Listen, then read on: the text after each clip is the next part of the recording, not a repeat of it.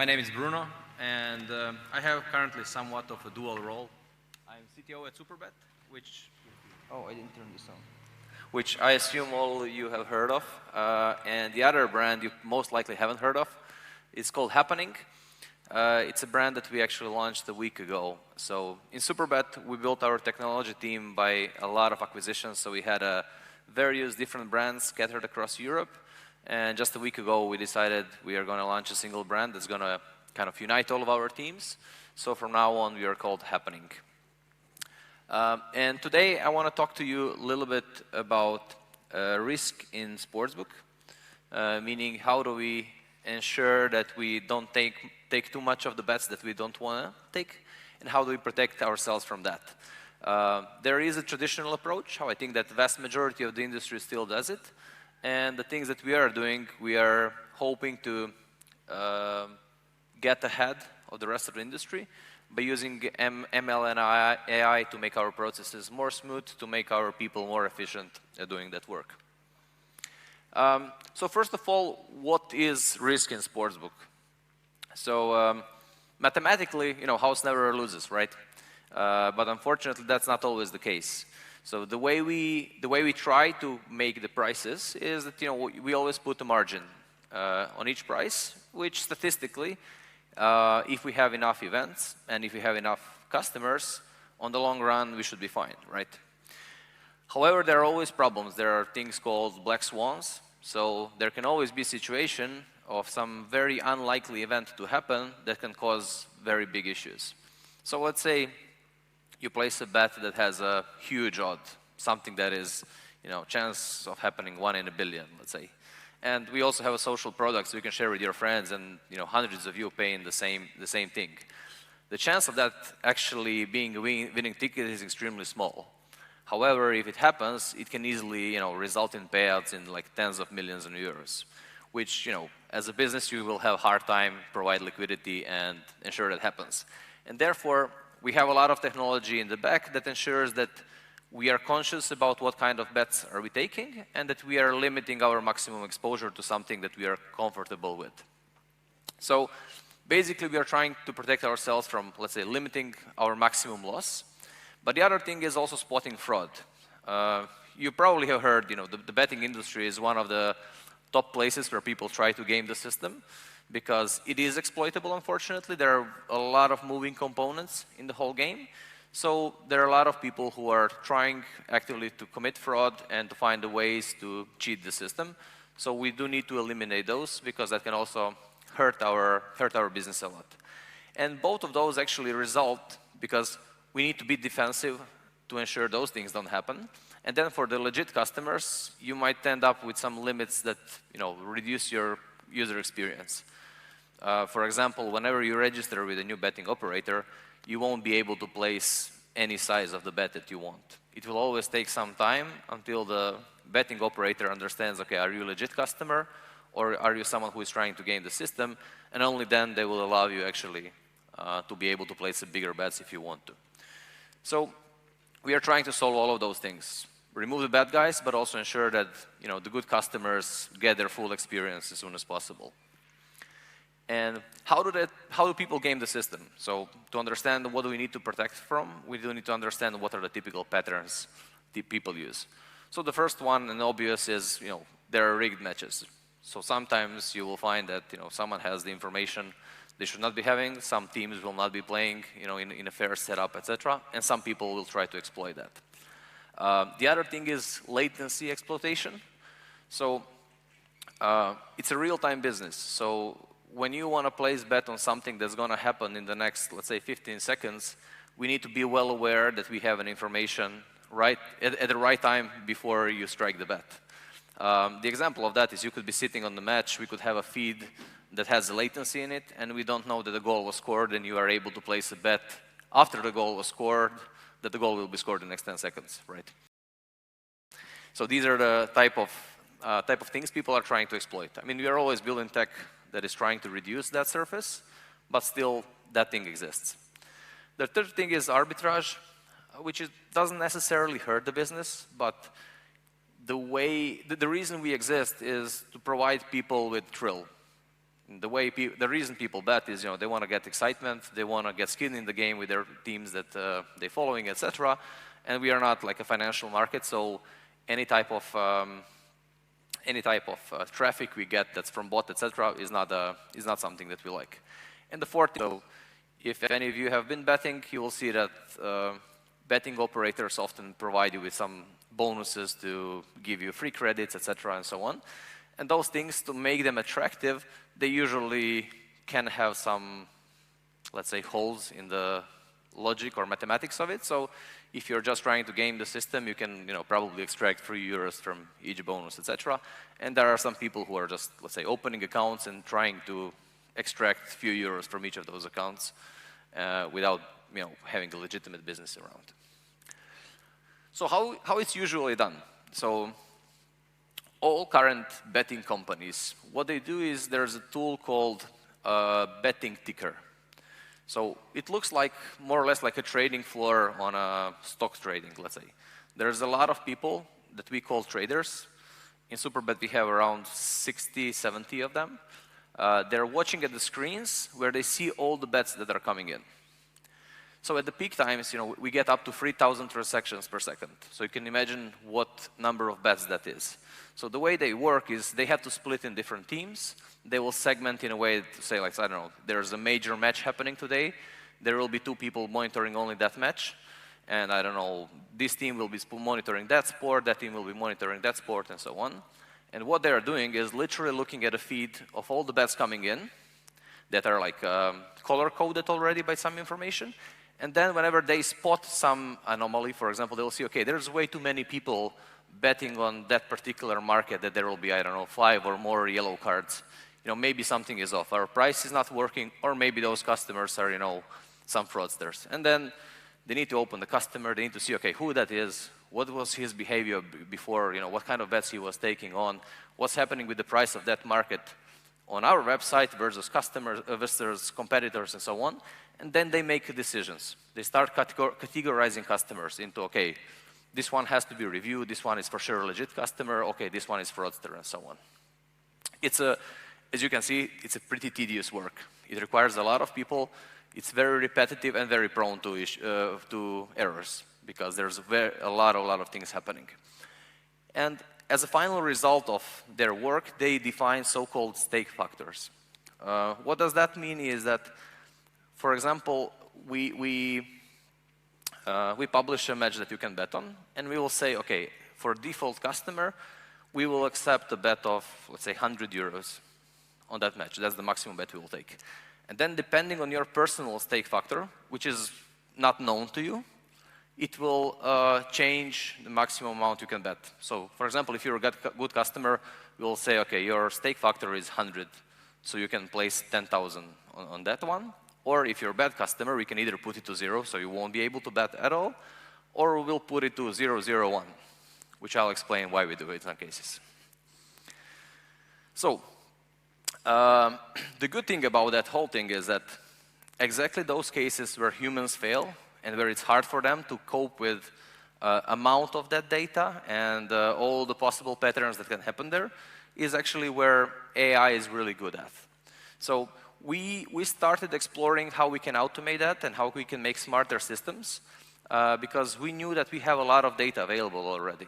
So Superbet's been operating for like 7-8 years in online business, and we have all of that data already. So every single bet that went through, every single price change that happened in those few years, and every decision the trader made is in the system.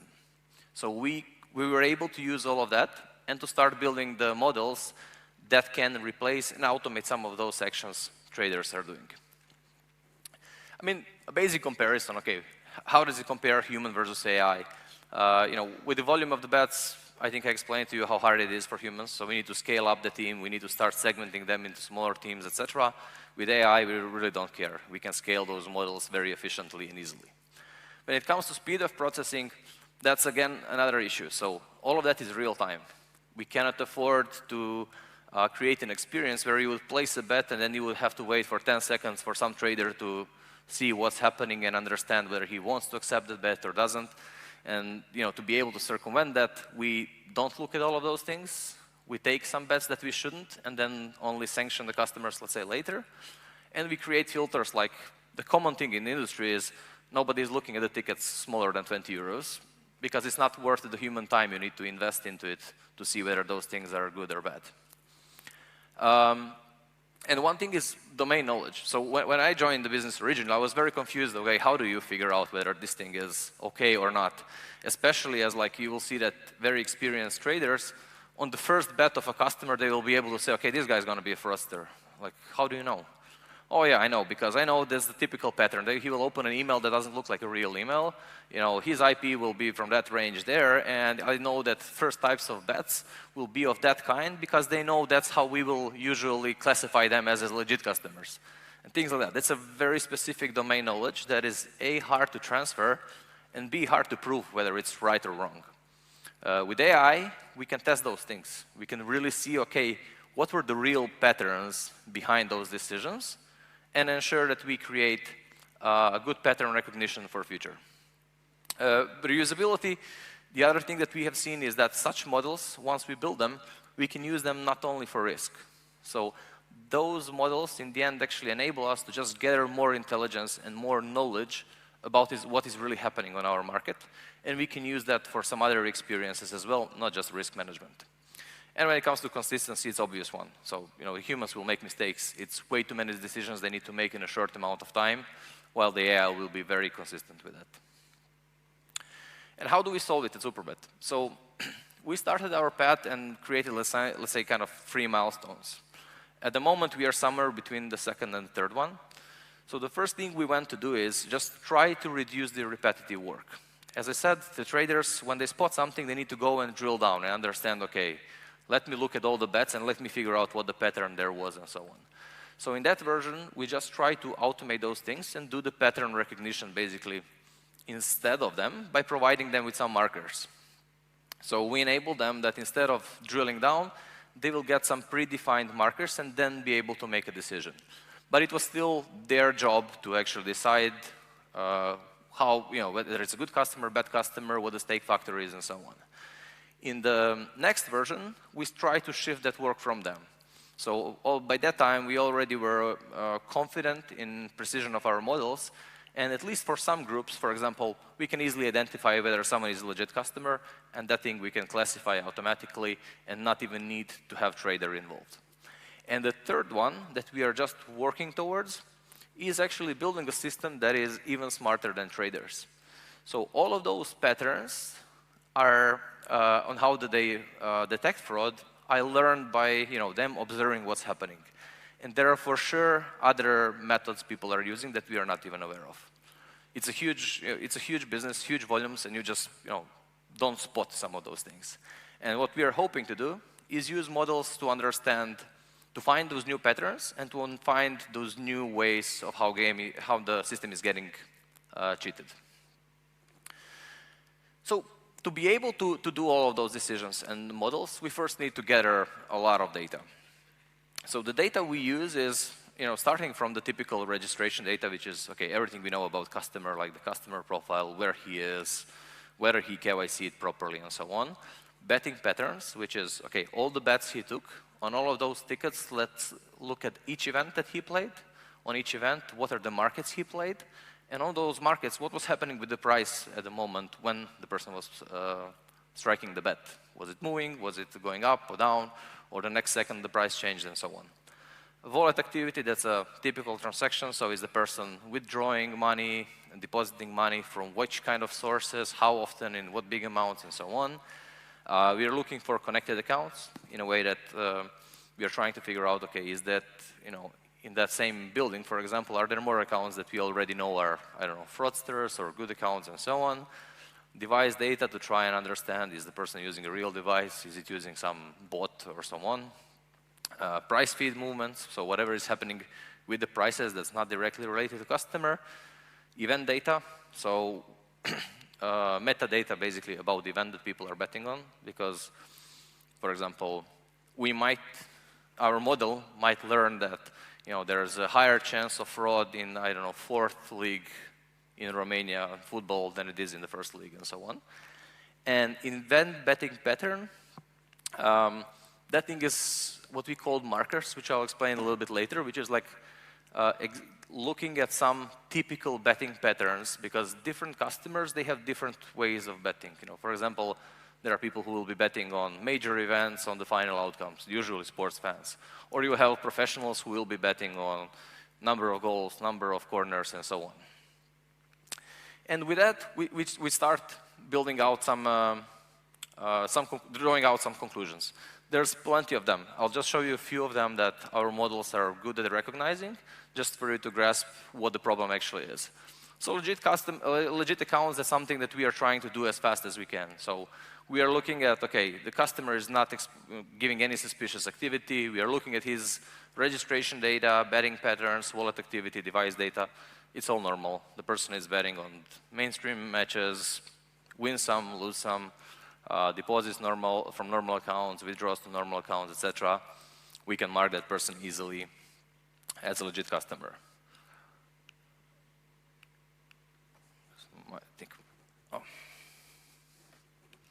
The second one is changing patterns. So what happens often is there's a theft of user accounts.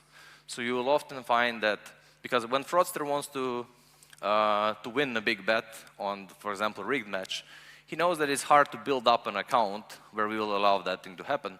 So what they do, they can steal a legit account. So for example, we are looking into, is there an account that was a legit one that was taking normal bets, and then suddenly we see a change in the betting pattern. It was an account that was betting on first league football matches, and now suddenly starting to place bets on something very, very different. And that's something we definitely need to put for review, or in some cases even mark it directly as a potential fraud. Latency pattern, that's what I said at the beginning, is there are a few different patterns that our models found, and how do we actually recognize that this is the person trying to be faster than our feed?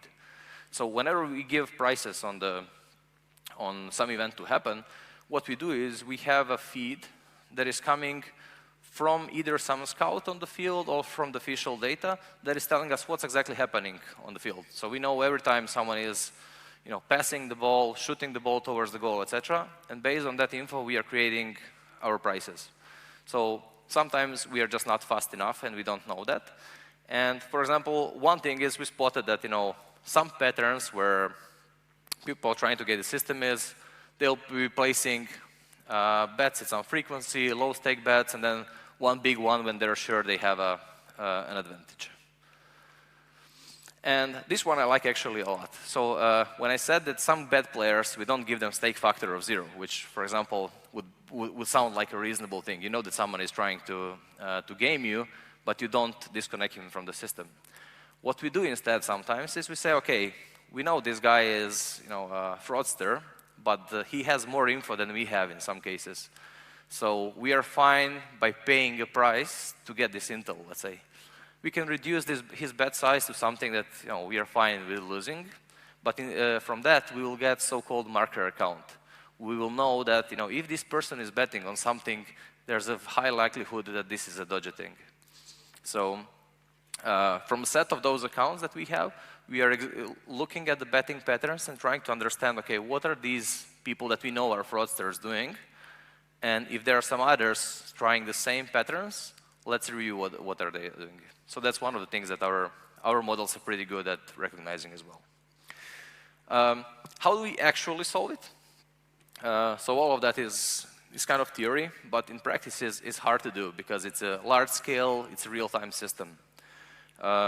So the way we built our system so far is we do need to first ingest a lot of data. As I said, it's around, 3,000 transactions per second at peak times. With peak times, we will have, let's say, 400 live sporting events that you can bet on. On each event, you can have 400 different markets you can place your bet on, like final outcome, corners, and so on. And each of those changes probably every 2 seconds or even less. So all of that data needs to be ingested somehow and used by models to make decisions.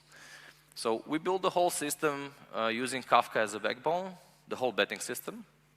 And then all of that data is easily accessible to the models. So we basically connect to a bunch of different Kafka topics across our system to get all of this data.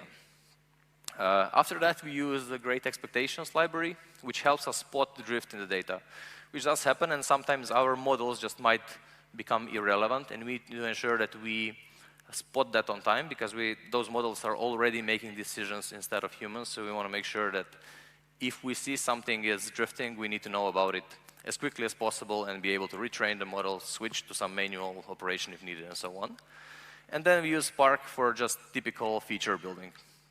So out of all of that data, which is raw, which is in very different shapes and formats, we need to take it together. We need to build something understandable for models, and then actually model the whole thing.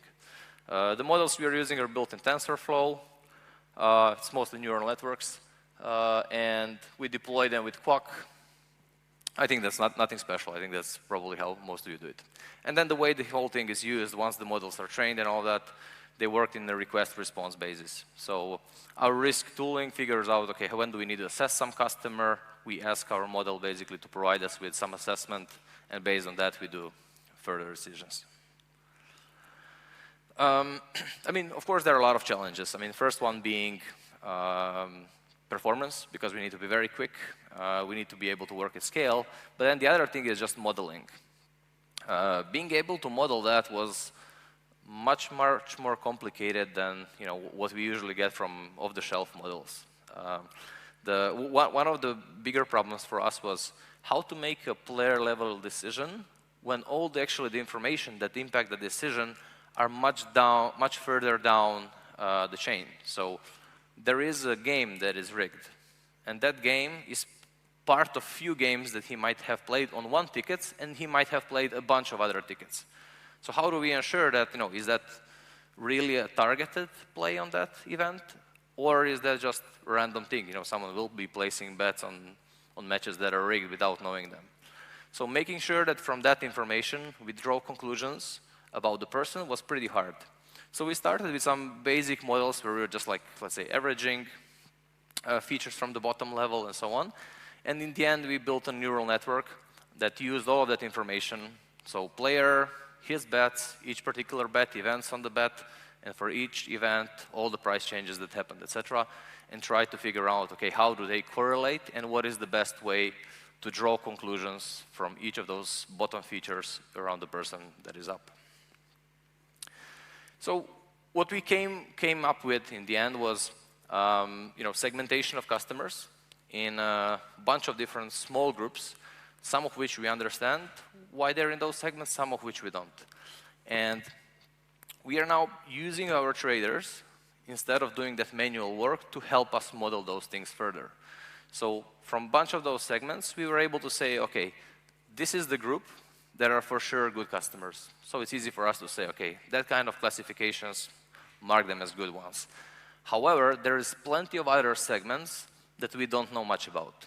We have just learned that there is some commonality between them, but we have no idea what kind of behavior that really is. So in current step, what we are trying to do is have humans analyze what that could be, and potentially find that some of those segments can also be segmented as good or bad long term. So now they moved from doing that manual work to being more as a kind of mentor, let's say, to our models, where they are monitoring what the model is doing and just trying to fine-tune how the model is making the decisions. So just to conclude, where my cheesy name for the presentation comes about human and machine marriage, it's mostly about that, in our case at least, AI and ML can help a lot. However, it's still not being able to work on itself. We still really do need humans in that approach. There are a lot of exceptions that happens. A lot of times there are some drifts that we are unable to process automatically. We need people there. But it enables us to change how we operate. So instead of losing a lot of time working on repetitive stuff and just tedious work where people will make mistakes, with ML we are able to remove that work from them and have them focus on the things that are at a much slower pace, where they just need to use their brain in a different way. And what they can do more considering we took that stuff out from them, is they can be more about how do we price markets. They can be more precisely following the matches instead of customer behavior, so that we will know that something on the match is happening, like we can adjust the price instead of following all the customer behavior. So in the end, for us, at least for the next few years, that's the model we will take. It's a combination of ML and people, and it works so far pretty good. That was all from my end. If you have any questions, then thank you, everyone.